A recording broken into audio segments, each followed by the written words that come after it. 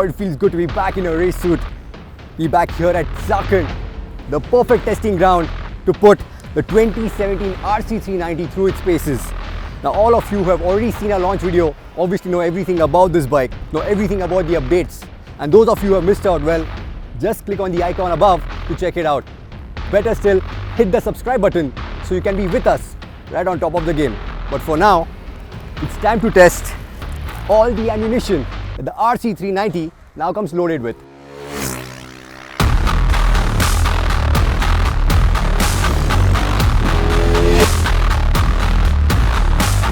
So big change is obviously the ride-by-wire throttle, which means now there is no mechanical cable which connects the throttle with the butterfly valves, which in turn control the amount of air going inside the engine. So now the butterfly valves are operated by the ECU using a servo motor after taking in the inputs from the sensors on the throttle, which are closely monitoring all your throttle inputs. Does it work?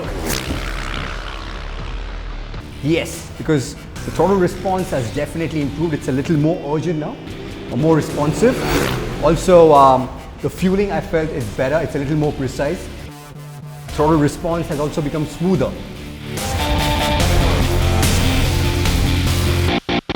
The only thing I felt was the on-off throttle transitions could have been a little bit better. There's still room for improvement there. In terms of performance, this bike is a good 7 kgs heavier than its predecessor, mainly because of the exhaust. And the actual impact that this will have on the actual performance, we have something special in store for you. But what I can tell you now, based on my first impressions, is the change is small. And that's a good thing, and it's a big relief, because especially when you consider all the benefits which have come because of the new side-mounted exhaust, mainly in terms of cornering clearance. Because if you remember, the old RC, when the leans would increase, the belly pan would start scraping. Now that should not be as much of a problem on this RC, because the underbelly exhaust now has given way to a side-mounted, which has allowed KTM to change the design of the belly pan, make it a little bit shorter. So not once did I scrape the belly pan riding here on the racetrack. The new design is definitely working and has given you more cornering clearance. Sure, the new exhaust doesn't help with mass centralization as much as the old one, and it is heavier.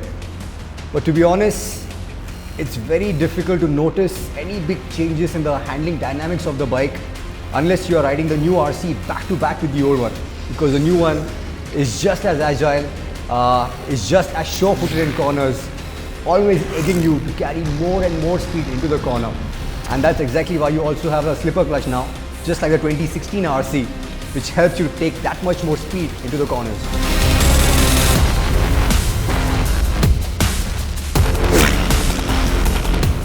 Which brings us to the next question about the slipper clutch. How does it work?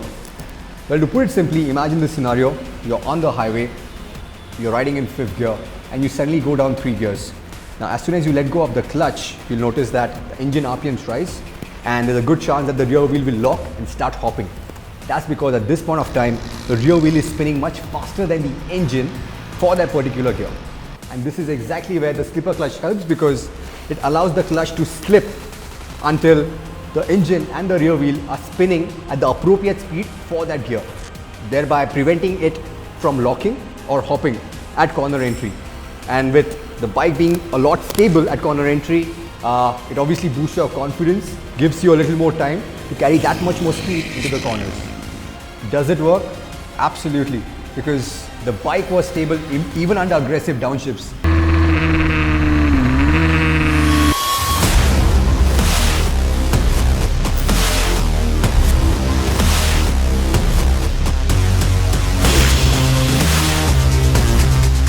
Another big factor which boosts your confidence in corners is obviously the tires, and with the RC you have the Metzeler's watching your back, but the new RC comes with Metzeler's with a lower speed rating, and so I was curious to see how they perform. And the biggest difference I felt was when you're carrying a lot of lean in the corners. The old tires with the higher speed rating, you could get away by getting on the gas a little bit sooner and harder. With this one, the new tires, you have to be a little more cautious, because if you get on the gas that much sooner and harder, even when the bike is in lean, the bike tends to move around a fair bit. So that's something which you definitely need to watch out for.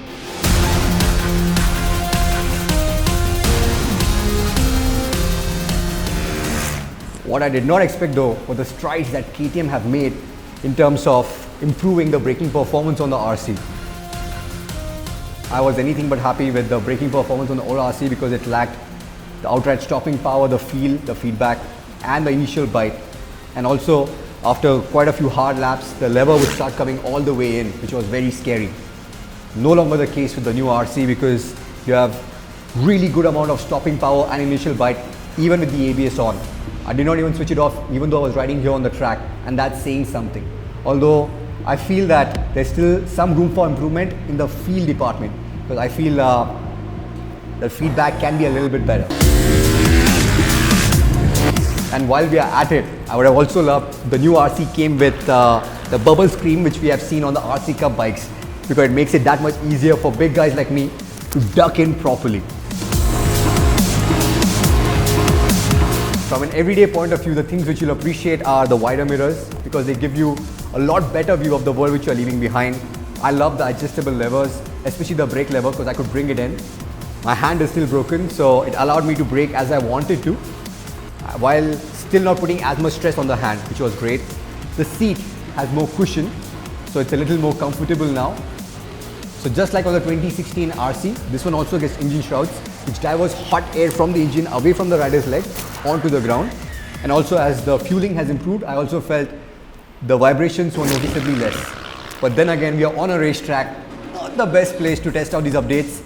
That will happen on the road, which will give us a better idea to see how well they really work. The other updates include updates to the instrument cluster. It tells you more information like real-time fuel economy, and the bike also cranks up at the first touch of the starter button. You no longer have to hold on to it, which I think is pretty damn cool. And the last part is obviously the exhaust note.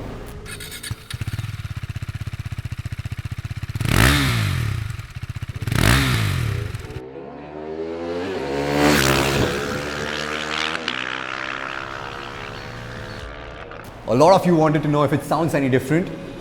It does, in a way that it's definitely quieter at idle now because the new Euro 4 exhaust also meant that the bike should meet the sound restrictions in Europe, which it does.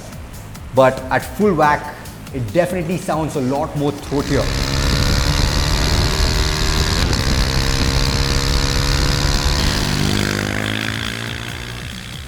It has a little more grunt to it. And I think it sounds much better than the previous bike.